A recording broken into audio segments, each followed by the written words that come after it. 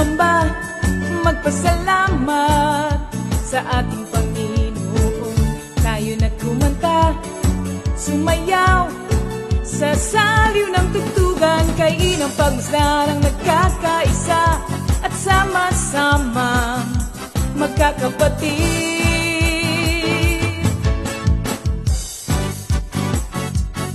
Tayo na sumamba, kumanta, tayo na sumamba, sumayaw kay Jesus. Kayo na at sumamba, magpasalamat sa ating Panginoon.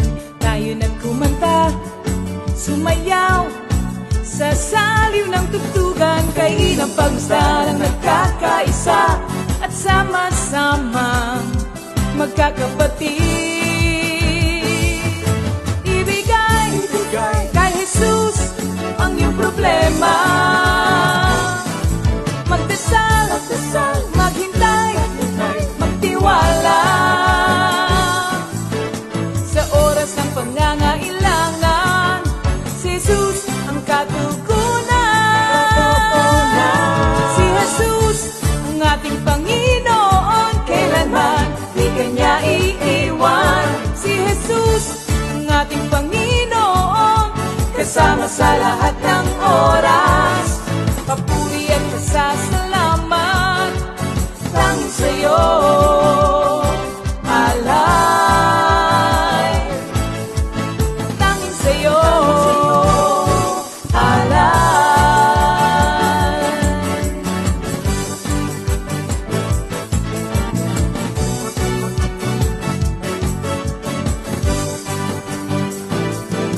Si Jesus ang ating Panginoon, kailanman di Kanya iiwan. Si Jesus ang ating Panginoon, kasama sa lahat ng oras. Si Jesus ang ating Panginoon, kailanman di Kanya iiwan. Si Jesus ang ating Panginoon, kasama sa lahat ng oras. Papuri at pasasalamat tanging sa'yo, alay. Tanging sa'yo, alay.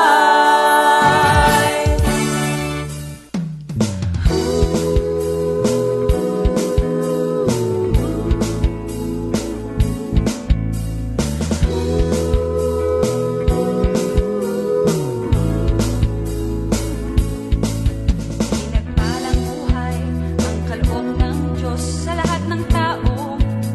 May takot sa Kanya. Pinagpalang buhay ang kaloob ng Diyos sa lahat ng tao. Nagtitiwala. Yes, good evening once again, brothers and sisters. A blessed Wednesday night. At patuloy tayo magpuri sa ating dakilang Diyos, sa Kanyang dakilang katapatan sa atin. Sapagkat hindi siya nagsasawang tayo ay pagkalooban ng mga pagkakataon na gaya nito na makarinig ng Kanyang magandang balita. Hindi lang magandang balita, kundi mabuting balita. No, ha? But before anything else, once again, tayo po ay manalangin muna sa ating dakilang Diyos. Hallelujah, hallelujah, hallelujah. Purihin ka, dakilang Diyos Ama sa langit. Purihin ka sa iyong kadakilaan.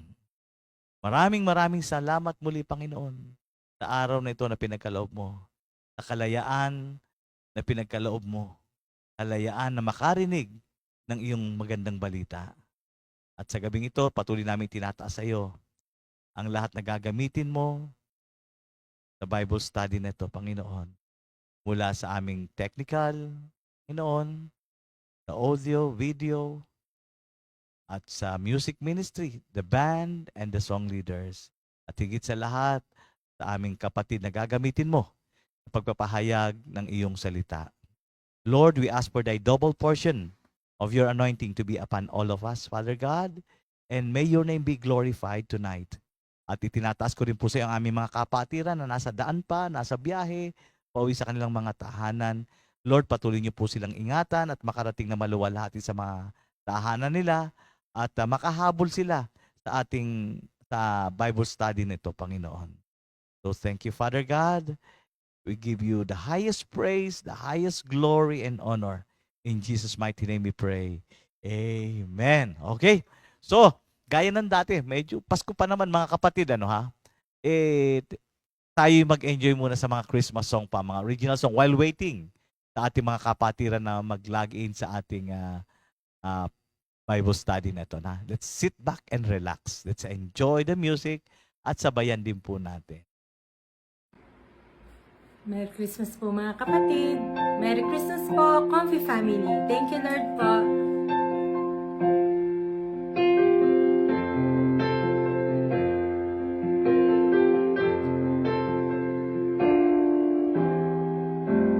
Isang sanggol ang sinilang sa mundo, nagbibigay pag-asa sa tao, nag-iisang Mesiyas na may kabanalan. Jesus ang kanyang ngalan, simoy ng hangin dumadampi sa'yo, tila nalalapit na ang Pasko. May ngiti sa labi ang bawat tao, kagalakan ang hatid nito. Pasko, Pasko, may dalang saya sa mga tao. Pasko, Pasko, pagkat si Kristo ang Pasko. Ano nga ba ang Pasko para sa'yo? Ito ba'y pagtanggap ng aginaldo, pagbibigayan, pagmamahal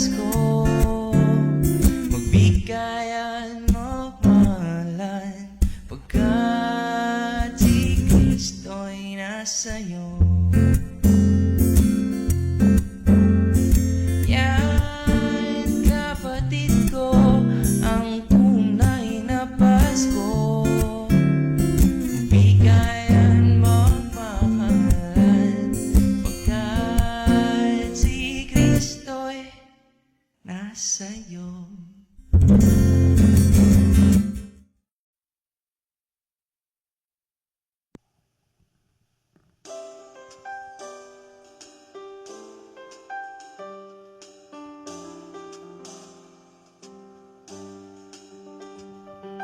Kakaibang damdamin ang aking nadarama pag sumabit ang Setyembre. Makulay ang paligid at puno ng pag-asa pagdating ng Oktubre. Ang pagsapit ng Nobyembre, ang mga tao'y abala. At pagsapit ng Disyembre, ang malungkot ay sumasaya. Maligayang Pasko sa inyong lahat.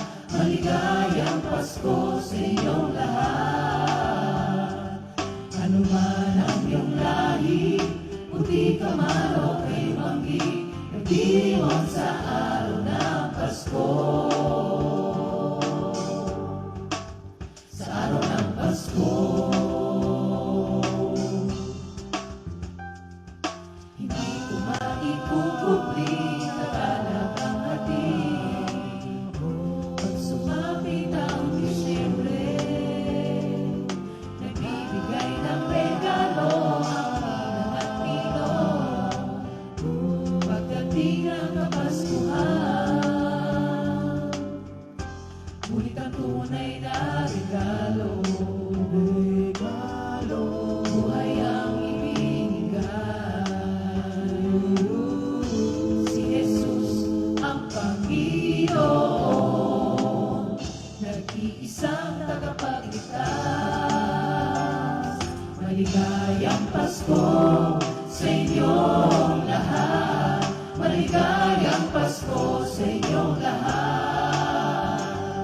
Ano man ang iyong lahi, puti ka man o kayo manggi, nagdiriwang sa araw ng Pasko. Panahon ng pagbibigayan, ikaw at ang kapatawaran, pagkat si Kristo ang dahilan ng Pasko. Maligayang Pasko sa inyong lahat. Maligayang Pasko sa inyong lahat. Ano man ang iyong lahi, puti ka man o kay manggi, nagdiriwang sa araw ng Pasko. Maligayang Pasko sa inyong lahat. Maligayang Pasko sa inyong lahat. Ano man ang iyong lahi, puti ka man o kay manggi, nagdiriwang sa araw ng Pasko. Araw ng Pasko. Sa araw ng Pasko.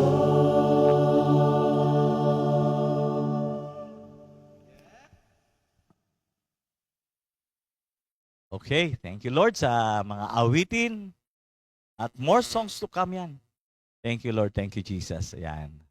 Okay, of course, hindi natin kakalimutan ng mga kapatid natin who is celebrating their special day. Of course, it's their birthday, December 27, 2023. And that's happy birthday, Sister Rina Laresa, ang butihing may bahay ng ating ministro, co-minister na si Minister Sandy Laresa. Happy birthday, sis! And of course, si Sister Cap Carmelita Caraan. Happy birthday, Cap! Enjoy your day! And of course, Sister Angie Evangelio. Happy birthday, sis! Brother Daniel Estrada. Ito ba yung anak ni Architect? Malamang, oo. Ito yung anak ni Architect. And of course, Brother Noriel Javier.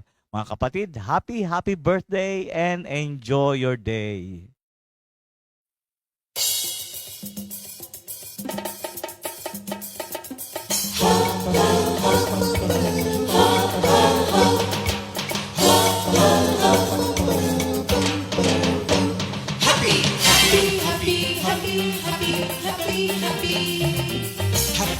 Happy birthday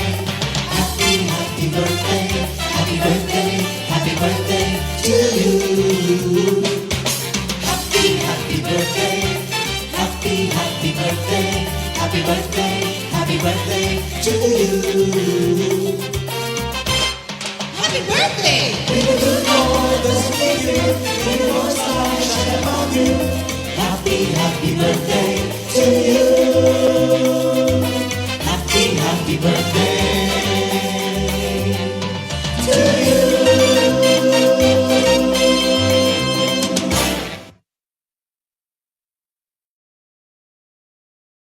Yes, happy birthday mga kapatid. Enjoy your day, ano ha? So, ihanda na po natin ang ating mga sarili, mga kapatid. Tawagin na po natin ang mga kasama natin sa tahanan natin, sa bahay, your friends. And we're about to start our praise and worship. Ano, tayo muna mag-enjoy sa pagpuri sa ating Panginoong Diyos. Sabayan natin itong ating mga kapatid. So, let's welcome the praise and worship team. Good evening sa ating lahat mga kapatid at welcome po sa ating Bible study and Merry Christmas! Hallelujah! Thank you, Lord! Yes, hallelujah. Isang magandang araw po para sa ating lahat. Ito po ay araw na binigay ng Diyos muli upang tayo ay magpuri, sumamba at mag-aral ng kanyang banal na mga salita. Hallelujah! Thank you, Lord! Kamusta ang buhay? Ganap at kasiyasiya, alive in Christ! Kumusta naman ang paglilingkod sa Diyos? Laging handa, matatag, masaya at matapat. Kamusta naman ang ating mga tahanan? Maunlad, masaya, makadiyos sa awa at pagpapala ng Diyos. Hallelujah. Revelations 19:16 and Revelations 1:8. And all Coffee family proclaim, He is the King of Kings, the Lord of Lords, the Alpha and the Omega, the beginning and the end, who is, who was, and is to come, Jesus! Hallelujah! Hallelujah! Palakpakan natin ating Panginoon. O handa na po ba po tayo magpuri at magpasalamat sa ating Panginoon? Amen! Amen! Sige, umawi tayo sa Panginoon. Hallelujah! Merry Christmas! Merry Christmas!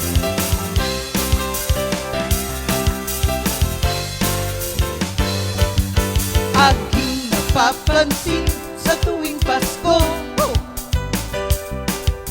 maraming nagaganap na pagbabago. Magkaaway nagbabati, masamay bumubuti, kakaibang pakiramdam sa kapaligiran. Pati mga musmos na wala pang alam, may pagpapalan sa kanila'y nakalaan. Mga bata sa lansangan, lahat nagbabatian, tingkip ang puso ng kaligayahan. Kakaiba pala talaga ang dulot na saya na dala-dala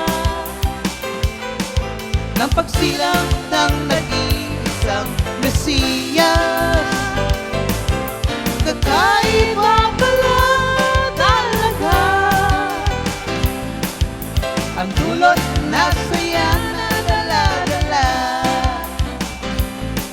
ng pagsilang ng nag-iisang Mesiyas. Para sa mga senior, pati mga may edad na sa ating akala, hallelujah, Pasko sa kanila'y paniwala na.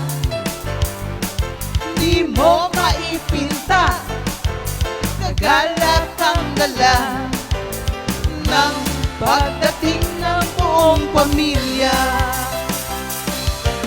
Kakaiba pala talaga ang dulot na saya at dala-dala ng pagsilang ng nag-iisang Mesiyas. Kakaiba pala talaga ang dulot na saya na dala-dala ng pagsilang ng nag-iisang Mesiyas. Ulan ng biyaya. Ulan ng biyaya sa Pasko. Amen. Ulan ng biyaya sa Pasko. Ulan ng biyaya sa Pasko. Praise the Lord, praise the Lord, praise the Lord. Ulan ng biyaya sa Pasko. Ulan ng biyaya sa Pasko. Ulan ng biyaya sa Pasko. Praise the Lord, praise the Lord, praise the Lord. Ihanda ang isip, pati na ang puso. Akayin kay Kristo ang maraming tao. Ano man ang iyong hilingin sa langit, ito'y makakamit kung mayroong pag-ibig. Ano man ang iyong hilingin sa langit, ito'y makakamit kung mayroong pag-ibig.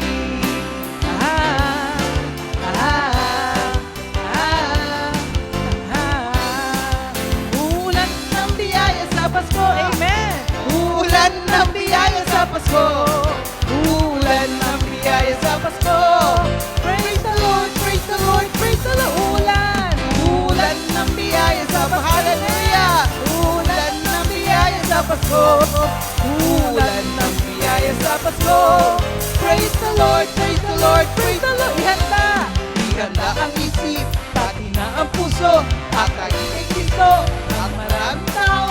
Ano man ang iyong hilingin sa langit, ito'y makakamit kung mayroong pag-ibig.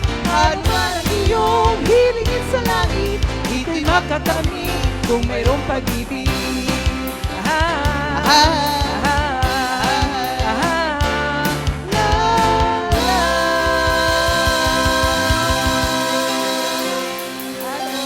Hallelujah.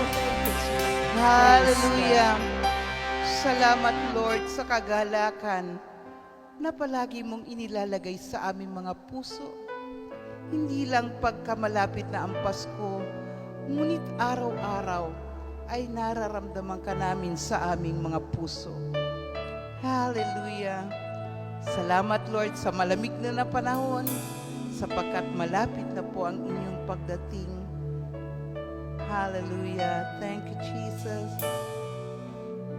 Malamig ang simoy ng hangin.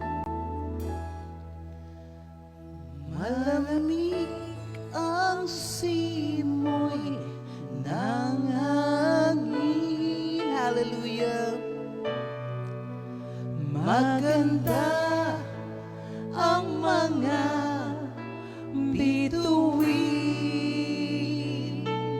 Ito'y nagniningning,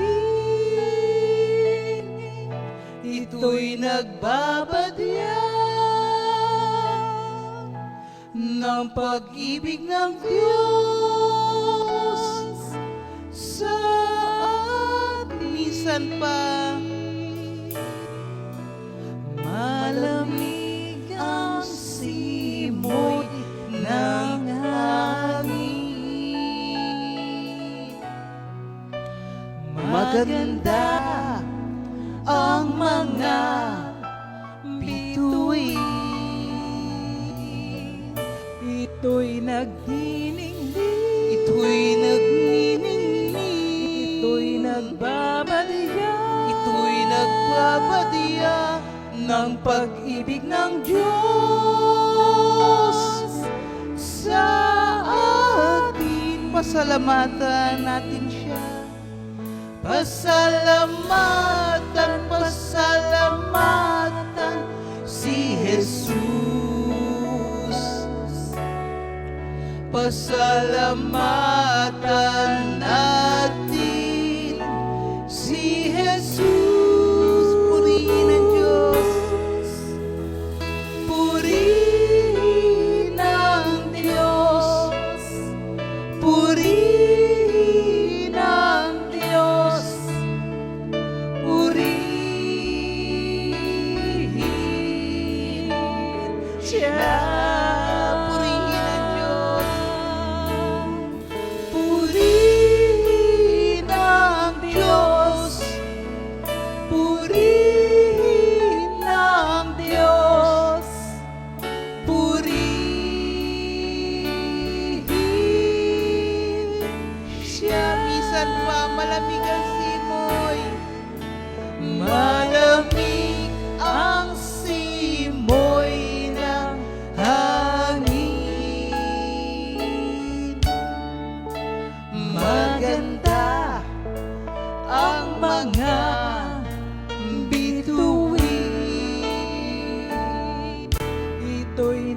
nagniningning, ito'y nagniningning, ito'y nagbabadya, ito'y nagbabadya ng pag-ibig ng Diyos sa atin. Pasalamatan natin si Jesus. Pasalamatan, pasalamatan si Jesus. Pasalamatan natin si Jesus. Pasalamatan natin si Jesus. Purihin ang Diyos. Purihin ang Diyos. Hallelujah. Purihin ang Diyos. Purihin siya. Purihin ang Diyos. Purihin ang Diyos. Hallelujah. Purihin ang Diyos. Purihin siya.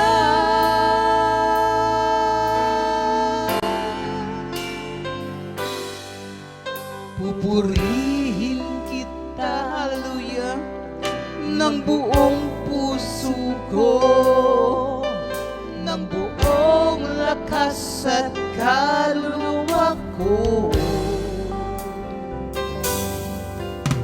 Itataas sa banal na ngalan mo, ngayon at magpakailan pa man. Ihahayag ko, ihahayag ko kabutihan mo, Jesus, kabutihan mo, Jesus.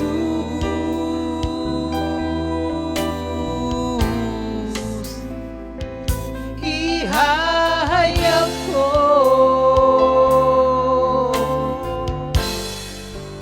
ang pag-ibig mo, Jesus. Kailanman di ka nagkulang. Kailanman di ka nagkulang. Di ka nagkulang. Kailanman di mo pinabayaan. O kay buti mo, Jesus, dakilain ka. Pupurihin kita,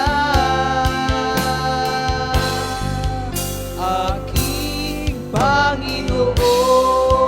Kailanman di ka nagkulang. Kailanman di ka nagkulang. Di ka nagkulang. Kailanman di mo pinabayaan. O kay buti mo, Jesus, dakilain ka. Pupurihin kita. Kailanman di ka nagkulang. Kailanman di ka nagkulang. Di ka nagkulang. Hallelujah. Kailanman di mo pinabayaan. O kay buti mo, Jesus, dakilain ka. Pupurihin kita, aking Panginoon.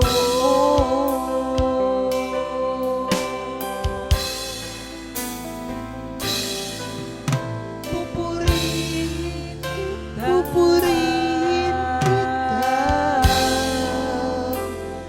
aking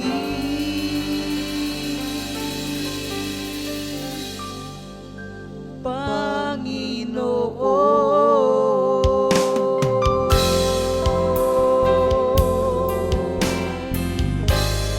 Hallelujah. Pinupuri ka namin, aming Diyos na dakila, tagapaglikha, Iisa kang Diyos, hari ka ng mga hari. Oh, hallelujah. Sambahin ang ngalan mo. Sambahin ang ngalan mo, Jesus. Wala kang katulad, wala kang katulad. Ikaw ang aming Diyos. Hallelujah, hallelujah. Thank you, my Jesus. We love you, my Jesus. Hallelujah. Praise you. Thank you, my Jesus. Thank you, hallelujah. Palakpakan natin ang ating Panginoon. Hallelujah. Hallelujah.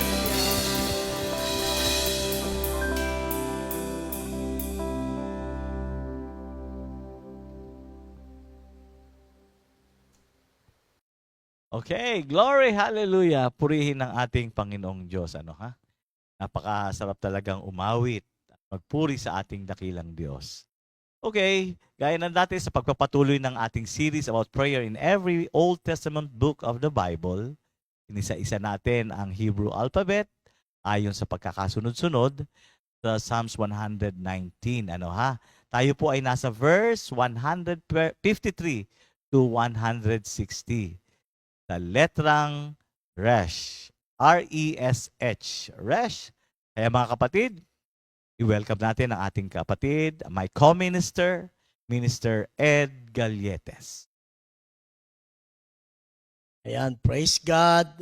Thank you, Lord God. Salamat sa Panginoon sa muling malaking opportunity na tayo po ay tinawag ng Panginoon at ginagamit at gagamitin ng Diyos ngayon. Ang nais ko po ay ang purit, parangal ay para sa Kanya. At ang ating pong pag-aaralan ay tungkol po sa pandalawampung letra ng Hebrew alphabet, mga kapatid. Ito po yung salitang res. Res. Meaning ay R-E-H-S.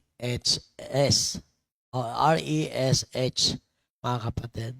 So, babasahin ko muna sa Tagalog ang verse 153 hanggang verse 160. Panawagan upang maligtas. Ang taglay kong paghihirap ay masdan mo at lunasan. Yamang aking sinunod ang banal mong kautusan. Ako'y iyong ipagtanggol at ako ay palayain.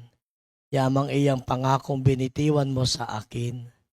Yang mga masasamay tiyak na di maliligtas dahil sa kautusang hindi nila ginaganap. Ang habag mo, Panginoon, ay wala nang makapantay. Kaya ako ay ligtas ayon sa iyong kapasyahan. Kay rami ng kaaway ko at mga mapang-alipin, ngunit ang iyong kautusan ay patuloy kong susundin.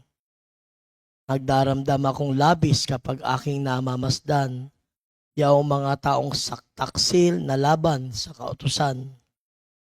Mahal ko ang iyong aral, ito'y batid mo, Panginoon.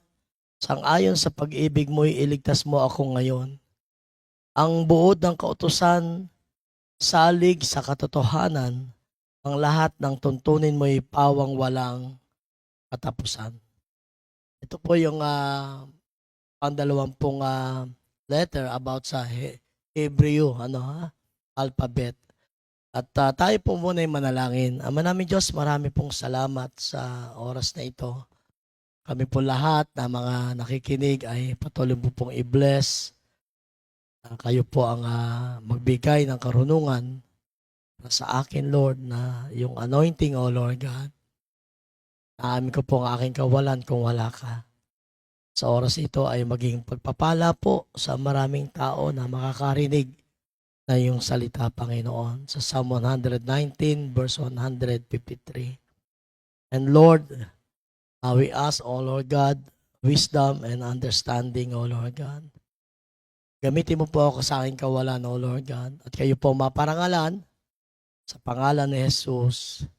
Amen and amen. So muli po ay bumabati ako ng magandang gabi sa ating lahat dyan sa North, East, West, and South, mga kapatid. So ang pag-uusapan po natin ay about the 20th Hebrew alphabet about rest na tinatawag. Yung rest mga kapatid ay R-E-S-H. Hindi po ito yung rest na tinatawag, kundi rest mga kapatid. And then mga kapatid, kung titingnan natin ay dito pinapabot sa atin ng ating Panginoon na ang rest na ito ay pinapakita sa atin is about the meaning ay head or leader. Okay mga kapatid, head and means head leader or and beginning mga kapatid. And then dito pa rin ay nakalagay, it is the symbol of choosing between greatness and degradation mga kapatid. Pagpili po ng isang pagiging dakila o pagiging mababa. Ay iyan po ang pinapaabot sa atin ng salitang rest. What is rest in the Bible? Ang definition po of rest is head, mga kapatid. It relates to the Hebrew word rosh. So nakarelate to sa salitang Hebrew word na rosh. R-O-S-H mga kapatid, which means head but can also mean leader or ruler mga kapatid. So ulitin ko po, what is rest in the Bible? The definition of rest is head. It relates to the Hebrew word rosh, which means head but can also mean leader or ruler mga kapatid. So ang rest po pala ay isang ulo at ito ay related siya sa word na rosh, which means head but can also mean leader or ruler. So sa madalit salita, ang rest po sa Hebrew letter ay isang leader, isang head mga kapatid or ruler mga kapatid. So what is the Hebrew letter rest in the Psalms? At ang sabi nga rito ay every verse of this 20th section of Psalm 119 begins with the Hebrew letter rest. Symbolizing mga kapatid, ang nagsisimbolo naman ang rest ay patungkol sa wickedness. Sabi niya rito, symbolizing mga kapatid, wickedness as well as higher consciousness. Medyo parang merong negative connotation. Nagsisimbol siya ng wickedness as well as higher consciousness. Ang salitang wickedness ay medyo makakatakot o ang wickedness sa salita ay isang salitang pangit na mapapakinggan nating kabuktutan. Siyempre as well as higher consciousness. Kumbaga ang tao po ay lahat naman tayo ay may conscious mga kapatid. Pero dito pinapabot sa atin na nagsisimbolo siya na ang kanyang consciousness ay napapatuon doon sa hindi maganda mga kapatid. Kaya nga meron negative connotation. Ngayon balikan natin mga kapatid, ang rest ay relates the word rosh. Rosh which means head. Ulitin ko po, inuulit-uli. Ang rosh ay which means head and is the source of intellect. Okay, siyempre, dyan ang gagaling yung ating mga matataas na IQ. Di ba? Kita natin. Karunungan. Ito nga. At dito pinapabot sa atin ni Lord na hindi pala como ikaw ay leader or head or ruler. Ang ating consciousness ay I think dapat po ay maging positive or maging good doon sa ating consciousness. So dito kasi may pinapabot sa atin about intelligent wickedness in Psalms 119. Yung salitang rest, mga kapatid.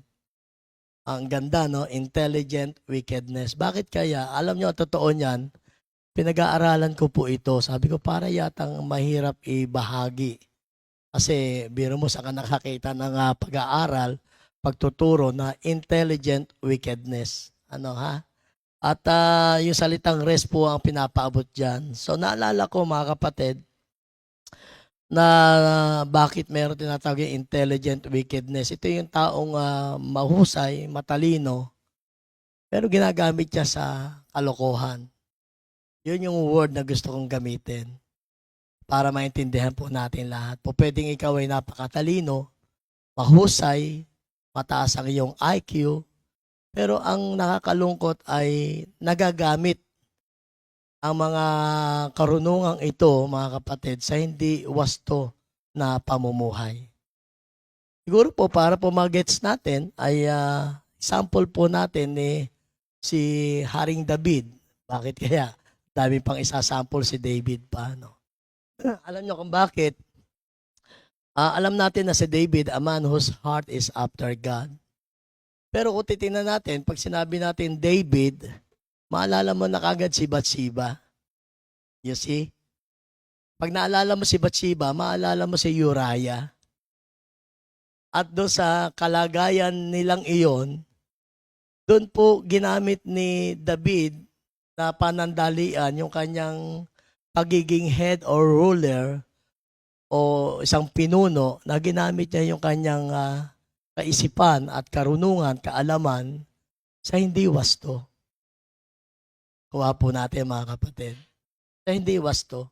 So pwede pala, kaya pala intelligent wickedness.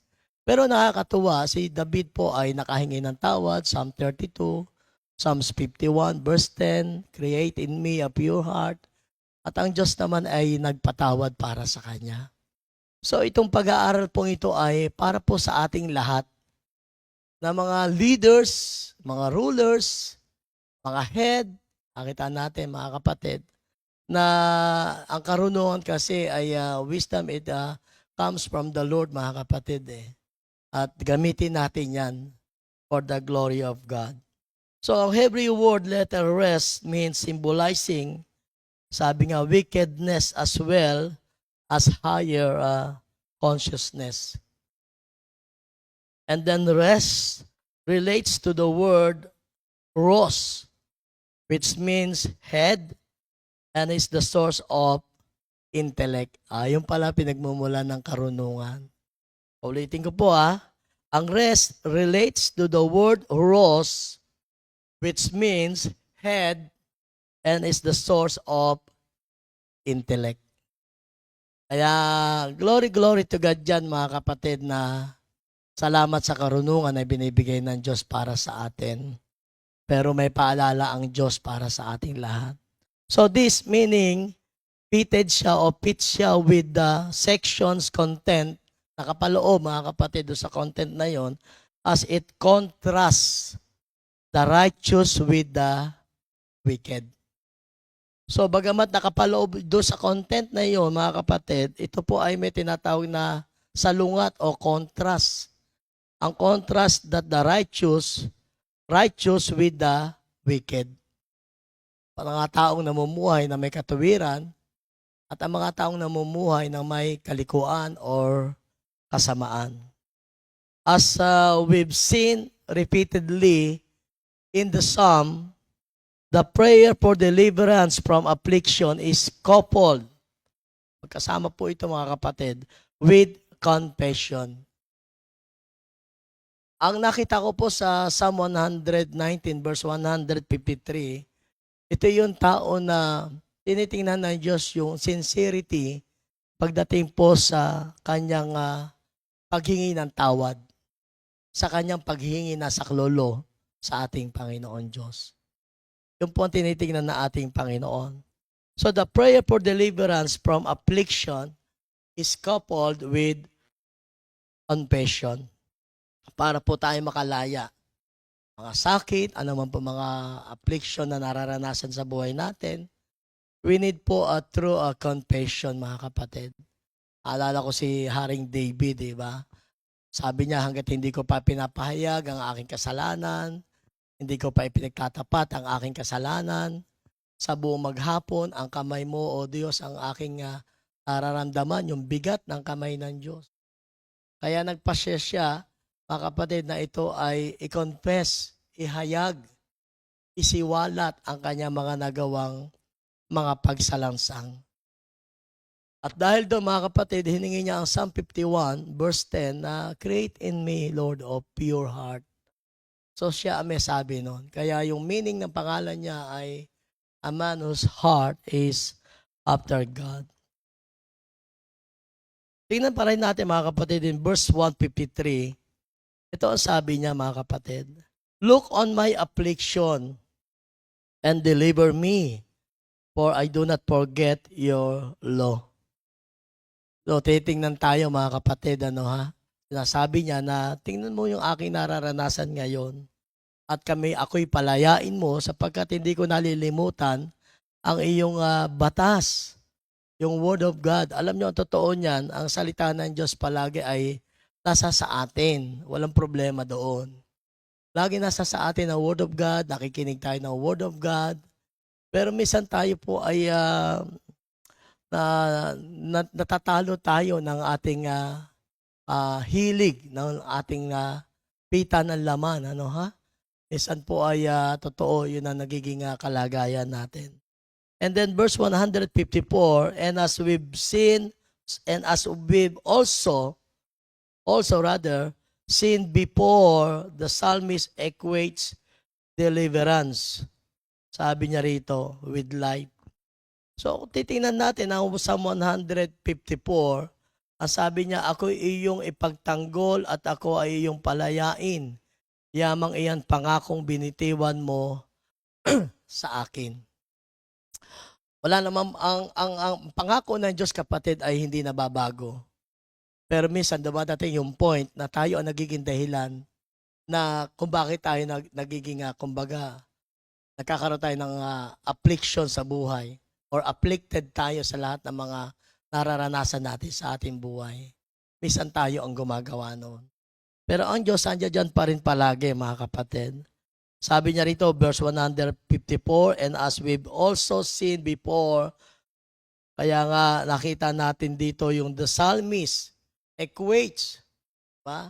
Si David po, inequates niya yung deliverance sa kanyang buhay. Na gusto niya magkaroon ng resulta yung kanyang paghingi sa Panginoon na siya ay makalaya sa kanyang nararanasan sa kanyang buhay. Kaya ang sabi niya rito, pinapaabot sa atin, plead my cause and redeem me. Natin, yung kanyang pamanhik, yung kanyang pagsamo. Kasi alam nyo, ako naranasan ko rin yan. Nahihirap talaga. Na kung saan ay wala ka nang pupuntahan, wala ka nang malapitan. Talagang andun yung pag-iyak mo sa Panginoon. Na tayo ay tubusin ang ating Panginoon Diyos. And then give me life according to your promise. O ito yung 154. Tayo bigyan ng buhay ng Panginoon ayon sa kanyang pangako. At ang alam naman natin na ang buhay na ngayon na natin nararanasan ay hindi basta buhay. Isang masayang buhay ang ibinigay sa atin ng Panginoon Diyos. Kaya nga sabi niya, plead my cause and redeem me. Give my life according to your promise. That salvation is, sabi niya rito, that salvation is not near the wicked. Tingnan niyo, mga kapatid, Tingnan natin yung verse 155. Iyang mga masasamay tiyak na di maliligtas dahilan sa kautusan, hindi nila ginanap. Mismo, simpleng-simple, saglit lang, mga kapatid. Yung pagkakasablay, pero nakapanumbalik sa Panginoon. Kaya sabi niya rito, that salvation is not near the wicked. Salvation is far, malayo, is far from the wicked, for they do not seek your statutes. Natin, yung verse 155. Ibig sabihin, the decrees, precepts ni Lord, yung word of God, yung law ng Diyos, yung batas ng Panginoon. Ito yung nais ng ating Panginoon Diyos. Kaya nga ang kaligtasan po daw ay malayo. It's far from the wicked, for they do not seek your statutes. Ibig sabihin, seeking the law of the Lord, seeking the statutes of God, ang gusto kong malaman at masabi ay maging tunay yung ating paghahanap sa salita ng Panginoon. At yan nga, nakakalungkot nga, ay pinapakita sa atin ni Lord na malayo pala ang kaligtasan para sa mga masasama. At ang kaligtasan ay malayo sapagkat hindi nila hinahanap ng ganap ang kautusan ng ating Panginoon Diyos. Kaya sabi nga rito, but God's mercy to the faithful is great. Verse 156, mga kapatid, ang habag mo, Panginoon, ay wala nang makapantay. Kaya ako ay iligtas ayon sa iyong kapasyahan. Alam mo, ang grasya ng Panginoon ay wala pong kupas, hindi nagbabago. Ang grace, ang grasya ng ating Panginoon. Kaya nga sabi niya rin, but God's mercy, sa ibang version, to the faithful is great. Napakadakila po ang kahabagan ng Panginoon. At ang sabi niya rito, great is your mercy, O Lord. O Lord, give me life according to your rules. Surrounds me by persecutors. The psalmist remained committed to God's word. So, ito na yung verse 56, mga kapatid, na ang sabi niya ay, ang habag mo, Panginoon, ay wala nang makapapantay. Kaya ako iligtas sa iyong ako'y iligtas ayon sa iyong kapasyahan. And then verse 157, many are my persecutors, sabi niya. 157, kay rami ng kaaway ko at mga mapang-alipin, ngunit ang iyong kautusan ay patuloy kong susundin. Sa ibang version, mga kapatid, many are my persecutors and my adversaries. Ang daming kaaway, but I do not swerve from your testimonies. Kung titingnan natin, mga kapatid, hindi siya, kumbaga, sasakyan, hindi ka nagsuswerving. Kasi pag nag-swerving ka, kinain mo yung linya na ikay nakapasok na at ikay lumabas pa ulit, tawag po doon swerving. Ngayon dito sa pinapaabot sa atin ni Lord about testimony, never na tayo ay mag-swerve, mga kapatid. Huwag tayong mag-aalinlangan sa pag-ibig na ating Panginoon. And then sabi niya rito, He disgust for the faithless is because they break God's law. Kung titingnan natin yung panig ng Diyos, mga kapatid, ay talagang nawawala. Disgusting, ika nga. To cause, sabi niya rito, to lose an interest. Basta sinabi natin disgust, mga kapatid. Sabi niya rito, kung titingnan ninyo, sabi niya, ulitin ko, His disgust for the faithless is because they break God's law. Titingnan natin, napakabigat pala nito, To cause to lose an interest. Yung salitang disgust, mga kapatid, Kumbaga, sabi niya rito, yung minsan napoprostrate si Lord para sa atin, sa pagsunod natin sa Word of God. So, I look at the faithless with disgust. Sabi nga ni Brother Enol, yung salitang medyo may inistang konti, Oo, yung mga pagsunod sa salita ng ating Panginoon. Although, andyan ang Word of God, pero nakakalungkot yung salitang faithless. Kaya nga sa atin ay kailangan natin ng Word of God na ito'y panghawakan natin. At ang salita naman ng Diyos ay tapat na talagang siya ay pwede natin mapagkakatiwalaan. And then verse 158, nagdaramdam akong labis kapag aking namamasdan, yaong mga taong taksil na laban sa kautusan. Sa ibang version, mga kapatid, ang sabi niya rito, because they do not keep your commands, sabi niya, the psalmist love God's word. Sabi niya, consider how I love your precepts. Give me life according to your steadfast love. Kaya nga dito pinapakita sa atin ni Lord na Psalm 158, mga kapatid, na napakahalaga na yung Word of God ay manatili sa ating puso, no? Pagka ang mga tao po nakikita natin na laban sa kautusan ng Panginoon, talaga naroon yung ating pagdaramdam sa mga tao, no? And then kaya sa atin ay napakahalaga na we pray na masunod natin ang kautusan ng ating Panginoon.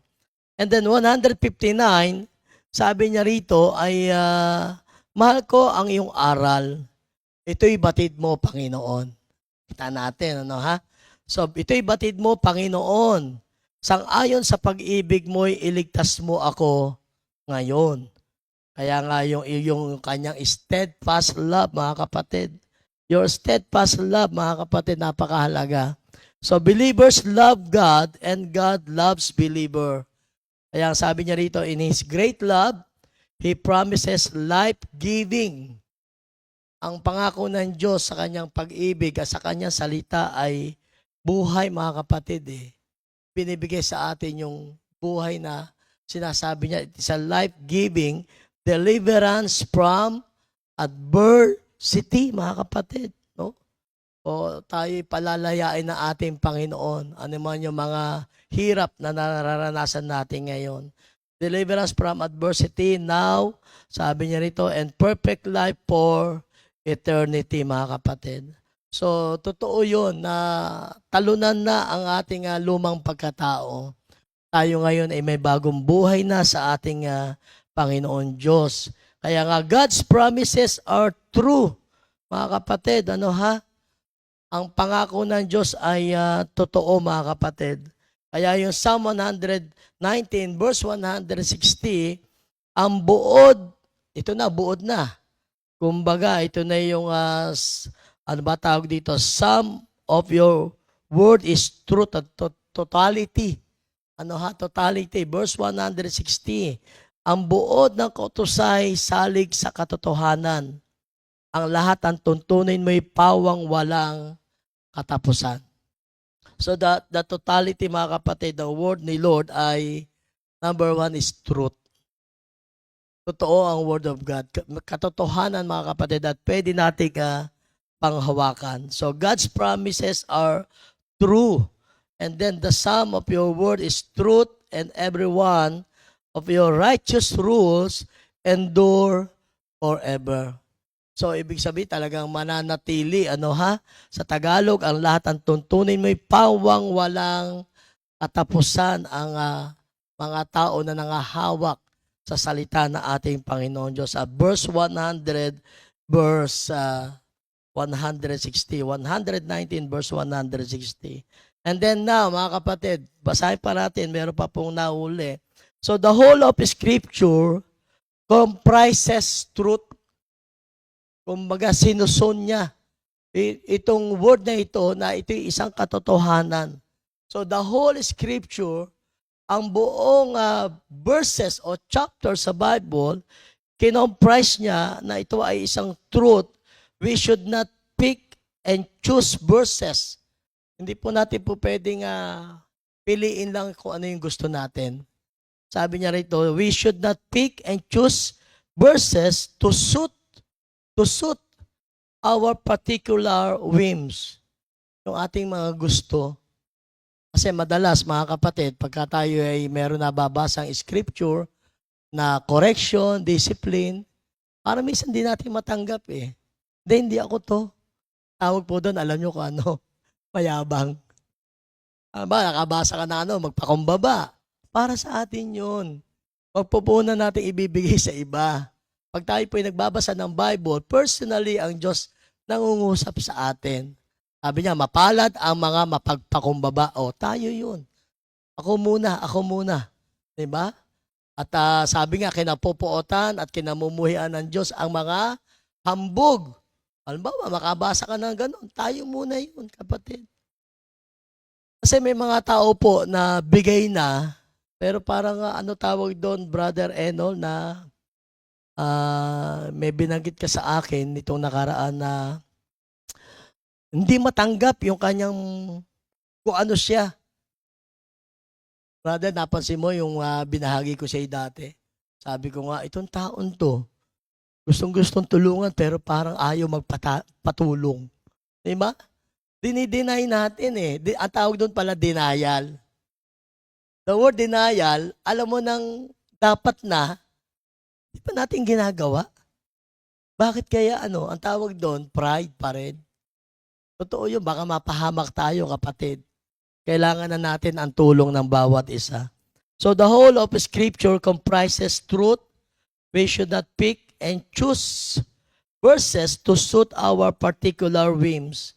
So the Bible is a cohesive power to cohesive unit of which every word endures forever.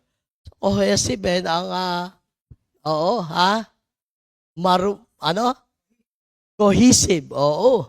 Cohesive, para Bisaya, no? So, marubdob, yung word of God, na totoo talaga yan. John chapter 1, verse 1, nasa pasimula pa, naroon ang salita, at ang salita ay Diyos, at ang salita ay Diyos mismo. So, the post, eto na po tayo, nasa huli na. So, the post began by commenting, suggesting, on the association of the letter rest. Ang comment niya, mga kapatid, with wicked, sabi niya, intelligence, but there is another aspect of letters. May panibago siyang aspeto ang letter na ito. There is another aspect of letters, meaning its shape indicates a bowed head. So, pwede pala, mga kapatid, na ang buhay ng tao, kung tayo naman po ay merong karunungan, kailangan natin talaga yung, tawag dito, kapakumbabaan, mga kapatid. Kaya sabi ko nga, ano ba to? Kasi minsan sinabi ko sa mga kasamahan ko, para ang hirap ibahagi at i-share. Pero hindi, ito yung gustong ibahagi ng Panginoon Diyos. So this post began by commenting on the association of the letter rest with wicked intelligence. With wicked intelligence, but there is another aspect of letters, meaning, ano yun? Its shapes indicates a bowed head. Ayun po naka-indicate, nakalagay, mga kapatid, na kailangan natin. Kasi naalala ko si Nathan at David, na na siya kumbaga na-rebuke na Pero yung bandang huli, inamin na rin niya yung kanyang kasalanan. So tayo, minsan, ang kailangan natin ay talagang lubos na kapakumbabaan. So this present the humble believer who submits to God's word and will. Yung pala ibig sabihin ng bowed head, mga kapatid. This nire-represent nito the humble believer, ang taong may kababaang loob, ang isang mananampalatayang may kababaang loob, who submits to God's word. Sa iyong nagpapasakop sa salita ng Diyos at sa kanyang kalooban, sa kanyang kagustuhan. Submits to God's word and will. Kaya nga napakahalaga ng totality, mga kapatid. Para yung ating intelligent ay maging intelligent na, kumbaga hindi naman consciousness na mapunta tayo sa hindi maganda, kundi mapunta tayo sa mabuti. Kaya glory to God dyan. And then the last, mga kapatid, so may the sum of God's truth, the totality, mga kapatid, may the sum of God's truth click in your mind. The word click in your mind, ano ba yan? Awareness? Pwede. I'm always aware of the Lord's presence. Nothing can shake me. Naalala ko tuloy ang mami. So pagka sinabi natin, may the sum of God's truth, the totality ng kalooban, salita ng Diyos, click in our minds, in your minds. Maging aware po tayo, kapatid. Baka po minsan, matalino nga tayo, pero excuse the word, baka po nagagamit tayo sa hindi maganda. Halimbawa, yung salitang Wala naman nakakakita. O kaya naman yung salitang, ikaw naman, minsan lang yan. O kaya, may mga ganong tema, mga kapatid, minsan nakakatakot. Kaya minsan pag nakagawa ka ng talagang alam mo, na deliberate pa yung ginagawa natin hindi maganda, naku, talaga dapat yung paghingi natin ng tawad sa Panginoon Diyos. So may the sum of God's truth click in your mind as you confront, as we confront. Kasi mga kapatid, pagka tayo po ay aware tayo sa ating kaisipan, sa Word of God, as we confront the intelligent wicked, pwede natin konfrontahin pala ang mga intelligent wicked. Pwede tayong gumamit ng scripture. Pag sinabi natin, oy, hindi kay Lord yan, simple lang, Kasi minsan, pagkakakitaan, dyan tayo na sumasablay. Dyan tayo sumasablay, mga kapatid. Ay sabi ko, Lord, salamat sa word na ito sa Psalm 119. Although lahat naman tayo ay we live by His grace, mga kapatid. Sa grasya tayo ng Panginoon. Ulitin ko po, the sum of God's truth, the totality of God's truth, click in our minds, in your minds, mga kapatid, as you confront the intelligent wicked. Mga kapatid, kaya pala. Kaya natin. Naalala niyo Psalm chapter 1 verse 1? Hindi siya nakikisama. Tingnan niyo, sandali Psalm chapter 1, last verse na natin to. Ate Jam, okay pa ba? Oo, Psalm chapter 1, ito nakalagay, ang ganda. Alam niyo, tuwan-tuwa ako dito. Mapalad ang taong hindi naaakit na iyong masasama upang sundan niya ang kanilang payo at maling halimbawa.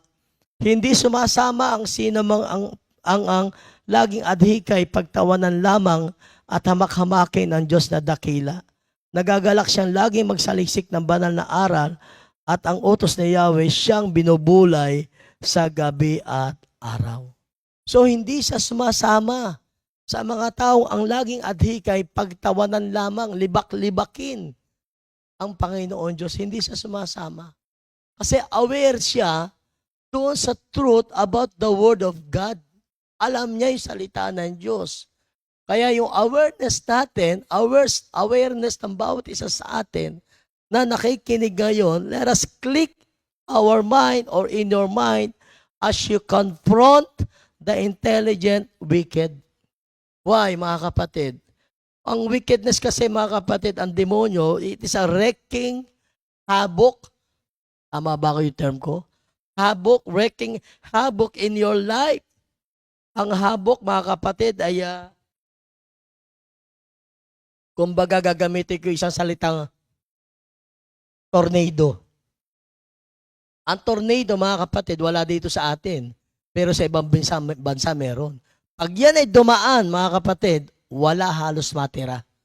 Wawasakin niya lahat. That is the word havoc, mga kapatid. Kumbaga, yan ay wide and general destruction, mga kapatid. Ang sabi niya, wrecking, ang word na wrecking ay destruction. Total, di ba total wreck. Minsan pag nakakita kayo ng banggaan dyan, naku, total wreck. Hindi na, insurance na yan. Total wreck, wala nang pakinabang. Ganun na mangyayari, mga kapatid. So, wreaking havoc in your life. A violent and destructive crush. Yan ang ginagawa ngayon sa atin ng kaaway. Kaya I pray, mga kapatid, and I will repeat, O Lord, mga kapatid, na that the truth of God click in our mind, in your mind, as you confront the intelligent wicked, mga kapatid. So, ating conclusion, take heart. Ano ba ibig sabihin niya, brother? Kumbaga, yung ating puso natin, mga kapatid, gumising tayo. Because Christ has overcome the world. Ititingnan natin, di ba? Naalala ko yan, sa ba nakalagay yan? Sabi niya, bagamat tayo ay nagdadanas ng hirap, Pero mag-alak tayo sapagkat napagtagumpayan na ni Jesus ang sanlibutan. Kaya mga kapatid, sa gabing ito, alam ko ang Diyos ay nangusap sa atin about dito sa word na rest, na sa 20th Hebrew letter ng Hebreo, mga kapatid. So glory to God, salamat sa Panginoon, and we pray, Lord, na tayo ay pagpalain ng Diyos. Let us pray. Lord, salamat sa iyo, Panginoon, sa maiksing Bible study na ito, Lord God. Salamat po sa pagkakagamit po sa iyong abang lingkod. Kayo po ang nagbigay ng karunungan. Inaamin ka po, Lord, na wala akong magagawa kung wala ka sa aking buhay. Nawa, Lord, ang mga salita mo na lumaganap ngayon sa gabing ito, Lord, sa mga bahay, sa mga iba't ibang lugar, ay nawa po ay kumilos, Panginoon, at mapalagay sa puso namin na kami ngayon ay huwag na makipag-compromise, Lord, sa mga sistema ng mundong ito, Panginoon. Kami ay binago mo na at patuloy mo po kami babaguhin, O Lord God. Salamat po, Lord, matutulog kami ng masarap sa gabing ito, dala ang iyong salita, Panginoon. Kagalingan din sa lahat ang may karamdaman. Thank you, Father God. Salamat po. At muli po ay Merry Christmas and a Happy New Year sa inyong lahat. So God bless us all. Thank you, Lord. 2 Timothy 2:2. Hallelujah.